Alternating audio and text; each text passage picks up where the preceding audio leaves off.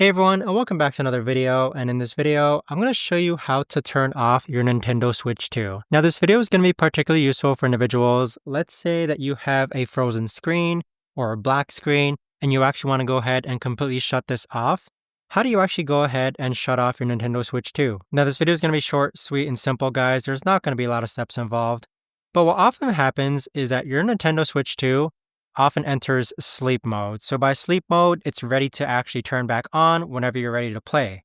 But in order to completely shut it off, all you've got to do is find the power button located up here in the upper left-hand corner, and you want to press and hold this power button for about 3 seconds. As you continue to hold it, you're going to see this menu here pop up. Go ahead and click on Power Options, and then go ahead and click on Power Off.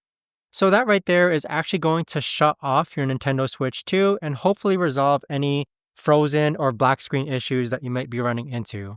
But there you have it, guys. That right there is the best and easiest way that I know of to actually go ahead and turn off your Nintendo Switch 2. If you guys know of a better or easier way to actually do this, let me know in the comments down below. I would love to know. Thanks so much for watching, and I'll see you guys all in the next video.